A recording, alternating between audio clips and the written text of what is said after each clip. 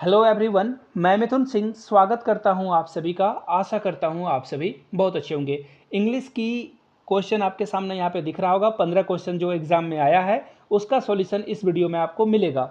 यहां से मेरी ईमेल आईडी आप देख सकते हो, yourmithunsingh@gmail.com पे आप मुझे मेल कर सकते हो। अब बोलोगे तुम्हें ईमेल क्यों करें, या फिर इंस्टा आईडी @imithunsingh पे आप मुझे मैसेज कर सकते हो, और ट्विटर आईडी भी सेम ही है और टेलीग्राम आईडी भी सेम है। अब मैं ये सारी जानकारी आपको पर्सनल डिटेल क्यों दे रहा हूँ, क्योंकि 1 to 5 का पीडीएफ मुझे अच्छा वाला पीडीएफ मिला नहीं है। किन्हीं के पास अगर है तो पीडीएफ बनाकर अच्छे से अगर भेज सकते हो तो आज रात में ही मैं इसका जो सॉल्यूशन है वो आपको प्रोवाइड कर दूंगा। अगर आप 1 to 5 की तैयारी कर रहे थे और उसी का सॉल्यूशन आपको देखना था तो नीचे 1 to 5 जरूर लिखें और पेपर जरूर भेज दें। यहाँ से मेरी ईमेल आईडी वगैरह आपको दिख ही रही होगी। तो चलिए 6 to 8 का जो सीरीज 5 है या वी है, जो भी आप इसे पढ़ो, उसके इंग्लिश के 15 क्वेश्चन का सॉल्यूशन हम लोग देखेंगे।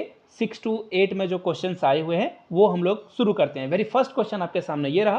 पहला सवाल आपके सामने ये है, which of the following language skills of English have been ignored in government schools in India. यानी कि सरकारी स्कूलों में जो है इंग्लिश की कौन सी स्किल बच्चों को नहीं सिखाई जाती है या फिर नहीं अप्लाई की जाती है, वो आपसे पूछा गया था। Reading writing, writing speaking, writing listening, या लिसनिंग या स्पीकिंग। तो देखिए, बच्चों को इंग्लिश तो टीचर बोलकर सुनाने से रहे ये तो होता नहीं है, और बच्चों से इंग्लिश बोलने के लिए भी नहीं बोला जाता है। बच्चों को सिर्फ क्वेश्चन आंसर लिखा दिया जाता है, ग्रामर के कुछ रूल्स बता दिए जाते हैं। तो ऐसे में इसका सही जवाब होगा, बच्चों को लिसनिंग और स्पीकिंग की एबिलिटी नहीं मिलती है। याद रखना, इग्नोर पूछा गया यानी कि नॉट वाला आंसर सही होगा। जो आंसर नॉट से डेडिकेटेड हो, नेगेटिव हो, वो सही होगा। चलिए अगले क्वेश्चन की ओर हम लोग बढ़ते हैं। एंटोनिम बताना है यानी कि नेगेटिव बताना है एम्बिजियस का। तो देखिए, एम्बिजियस मतलब होता है ब्लर, यानी कि जो सीधा सीधा साफ साफ ना दिखे। और इसका क्लियर आंसर क्या हो जाएगा? क्लियर ही इसका राइट आंसर है, आप ऐसे ही समझ लो। क्लियर यानी कि जो साफ सुथरा दिखता हो, क्लियरली विजिबल हो। चलिए आगे बढ़ेंगे वेरी नेक्स्ट क्वेश्चन की ओर। द इनडायरेक्ट स्पीच, देखो यहाँ पे डायरेक्ट और इनडायरेक्ट स्पीच आपसे पूछा गया था। सवाल क्या है? He said to me what is your name. अब आपको इसको इनडायरेक्ट स्पीच में बदलना था। तो देखिए, उसने मुझसे कहा, तब व्हाट इज योर नेम, तो आप बोलोगे he asked me what was my name was. तो इसका सही जवाब क्या होगा? ऑप्शन नंबर सी इसका सही जवाब हो जाएगा। चलिए अगले सवाल की ओर हम लोग बढ़ेंगे। नेक्स्ट क्वेश्चन आपके सामने ये रहा। अब देखो, ये पैसेज है। पैसेज को अगर आप ध्यान से पढ़ते ना तो पैसेज से जो भी 4 या 5 क्वेश्चन पूछे गए थे सारे जवाब आपको मिल जाते। बिल्कुल एक ही लाइन में अगर आप वर्ड को भी कनेक्ट करके पढ़ते तो सही जवाब आपको मिल चुका होता। फिलहाल पहले क्वेश्चन की ओर हम लोग बढ़ेंगे। What has made our planet a global village, यानी कि हमारे धरती को, हमारे ग्रह को जो है ग्लोबल विलेज किसने बना दिया है? तो देखो यहाँ पे आंसर है, मैं आपको सीधा सीधा दिखा देता हूँ। देखो, global village due to the ongoing information revolution, यानी कि जो इंफॉर्मेशन टेक्नोलॉजी बढ़ी है ना, उसके कारण से हम लोग आगे बढ़े हैं। तो सही जवाब क्या हो जाएगा? देखो, 1 लाइन में आंसर छिपा हुआ था, सिर्फ आपको डॉट को जो है कनेक्ट करने की जरूरत थी। बट कोई बात नहीं, 20 का सही जवाब होगा। अगले प्रश्न की ओर हम लोग बढ़ेंगे। 35, what does the expression blue print of life. देखना, मुझे याद है 10th में मैं शर्मा गैस पेपर खरीदा था तो उसमें ना ब्लू प्रिंट लिखा हुआ होता था। तो ब्लू प्रिंट का मतलब होता है किसी चीज़ की प्लानिंग करना, है ना। तो प्लानिंग अगर आप करोगे तो इसका जवाब क्या हो जाएगा? ऑप्शंस में ढूंढोगे तो आपको देखिए ऑप्शन सी में मिलेगा, detail plans and scheme for life, है ना। यानी कि सही प्लान और जो स्कीम है आपके लिए, वो सही जवाब था। अगले प्रश्न की ओर बढ़ेंगे। What has empowered us to change the pattern of life. आपकी जो लाइफ है उसका पैटर्न चेंज किस वजह से हो पाया है? देखो, मैं आपको सीधा इसका जवाब दिखा देता हूँ। यहाँ से देख लो, ये पैसेज रहा ना, यहाँ से आप देख पाओगे जो आपका जो बायोलॉजिकल रिवोल्यूशन हुआ है वो आपकी वजह से हुआ है। तो इसका सही जवाब क्या हो जाएगा? ऑप्शन 36 का क्या सही जवाब होगा? 36 का जवाब हो जाएगा ए नंबर, यानी कि बायोलॉजिकल रिवोल्यूशन की वजह से आपके लाइफ का पैटर्न चेंज हुआ है।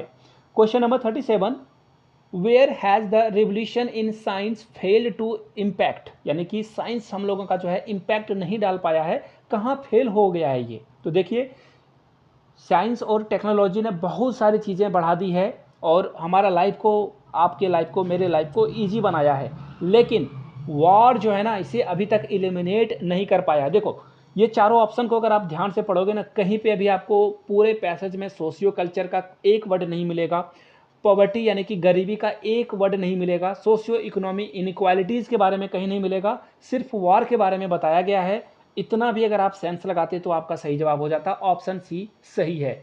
आगे बढ़ेंगे अगले सवाल की ओर। What is the most striking feature of last millennium. तो देखो इसका पहला लाइन को अगर आप पैसेज को पढ़ोगे ना तो आपको इसका जवाब मिल जाएगा। यहाँ से देखो, आप यहाँ से आप देख पाओगे, पहला लाइन को पढ़ लो, पहले लाइन में ही इसका जवाब है, क्या है, branch of science and technology. Option में ढूंढो, आपको जवाब मिल जाएगा। कहाँ आया जवाब, यहाँ से देख लो, ये देखो, ये जवाब क्या होगा, 38 का ए सही हो जाएगा। Remarkable progress in science and technology, 38 का क्या जवाब होगा, ए इज राइट आंसर। चलिए अगले प्रश्न की ओर बढ़ेंगे। What is meant by the phonetics. Phonetics किसे बोलते हैं। देखिए फोनेटिक्स मतलब होता है, जैसे अभी मैं आपसे बोल रहा हूँ, आप अपने घर वालों से बात करते हो, तो फोनेटिक का मतलब क्या हो जाएगा, ऐसे साउंड को बोला जाता है फोनेटिक जहाँ पे आप करेक्टली जो है चीज़ों को रिप्रेजेंट कर पाते हो। म्यूजिक वाली तो बात होगी नहीं, और वर्ड वाली बात को फोनेटिक बोलते नहीं है। फोनेटिक मतलब होता है साउंड। तो सही जवाब क्या हो जाएगा, ऑप्शन ए, सिस्टमैटिक ढंग से आप किसी चीज़ को बोलते हो, है ना, तो ए आपका सही जवाब होगा। Question number 40, the productive skill in language learning, यानी किसी लैंग्वेज को अगर आप सीखते हो तो उसका प्रोडक्टिव स्किल क्या होना चाहिए। तो ये बहुत ही आसान सा सवाल है, गूगल में भी आप टाइप करके देखोगे तो आपको शायद जवाब सही मिल ही जाएगा। बट प्रोडक्टिव स्किल ये होता है किसी भी लैंग्वेज को सीखने का कि आप उस लैंग्वेज को बोल पाएँ। पहली क्राइटेरिया क्या होती है, आप उस स्पीकिंग जो है उस लैंग्वेज की कर पाओ। सेकेंडली, आप उसकी जो है लैंग्वेज को अच्छे से उसके स्क्रिप्ट में, जैसे कि इंग्लिश की स्क्रिप्ट क्या है, रोमन, तो रोमन में आप चीज़ों को लिख पाओ। तो सही जवाब क्या हो जाएगा, प्रोडक्टिव स्किल, ऑप्शन 40 का ए सही जवाब हो जाएगा। चलिए आगे बढ़ेंगे नेक्स्ट क्वेश्चन की ओर। The focus is on using language rather than analysing of language, यानी कि लैंग्वेज को सीखने पे जोर दिया जा रहा है, एनालिसिस करने की ज़रूरत नहीं है, ग्रामर सिखाने की ज़रूरत नहीं है।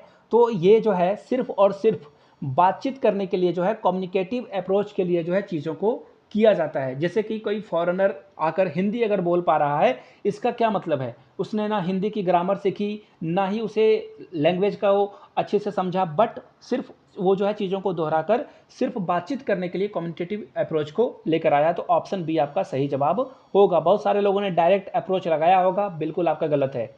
42 देखो, एलोन एलोन ऑल एलोन, इसका क्या, किसका एग्जाम्पल है। तो देखो आपने हिंदी में अनुप्रास अलंकार पढ़ा होगा।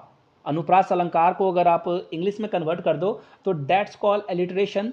इसका मतलब होता है जब कोई एक साउंड बार बार रिपीट हो। तो इसका सही जवाब क्या हो जाएगा, डी, यानी कि D is the right answer. चलिए नेक्स्ट क्वेश्चन की ओर बढ़ेंगे। What is the similar word of atrocity. Atrocity का मतलब देखो होता है बहुत ही क्रूएल होना। बचपन में आपने क्रूएल वर्ड पढ़ा होगा, उसी का सिनोनिम्स है एट्रोसिटी। एट्रोसिटी मतलब किसी को बहुत ही निर्मम तरीके से मार देना या फिर प्रताड़ित करना। तो यहाँ पे आपसे पूछा गया है सिमिलर वर्ड, यानी सिनोनिम्स पूछा गया है। तो क्या हो जाएगा, डिफिकल्ट, बिल्कुल नहीं। साय मतलब शर्मीला, ये भी नहीं होगा। ग्लूमी भी नहीं होगा। बाबेरिटी इसका सही जवाब होगा। ऑप्शन बी के साथ आपको जाना था। अगले सवाल की ओर हम लोग बढ़ेंगे। Which figure of speech has been used in the sentence. कौन सा फिगर ऑफ स्पीच का यूज किया गया है। The camel is the ship of the desert. देखो ये मेटाफर है, यानी कि जहाज, जो ऊँट है वो जहाज की तरह यूज होता है मरुस्थल में। तो यहाँ पे ऊँट तो जहाज है नहीं, ये एक मेटाफर है, बोलचाल की भाषा में बोल दिया जाता है। जैसे कि आप बोल देते हो 100 सोनार की 1 लोहार की, तो ये क्या है, एक मेटाफर है। मेटाफर इसका सही जवाब होगा ऑप्शन बी। आखिरी सवाल है, एमोरस।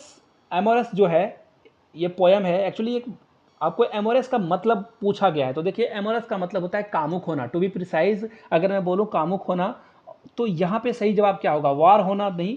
पैट्रोटिक यानी कि देशभक्ति, रिलीजियस यानी कि धर्म के बारे में बातचीत की जा रही है। तो सही जवाब हो जाएगा लव, यानी कि पैशनेट होकर अगर आप लव करते हो तो एमोरस उसको बोला जाता है। तो सही जवाब क्या हो जाएगा, option A. By the way video यहाँ तक अगर आपने देख ली है तो नीचे कमेंट करके जय हिंद जरूर लिखें, ताकि मुझे पता चल सके कि वीडियो आपने यहाँ तक देख ली है। अगले किस सब्जेक्ट का सॉल्यूशन आप देखना चाहते हो, नीचे कमेंट करके उस सब्जेक्ट का नाम जरूर लिखें। वीडियो अच्छा लगा हो तो अपने दोस्तों, रिश्तेदारों, सहेलियों तक इस वीडियो को शेयर करें, साझा करें, उन तक पहुंचाएं और लाइक सब्सक्राइब जरूर कर दें चैनल को। Thank you so much for watching this video. Have a good day.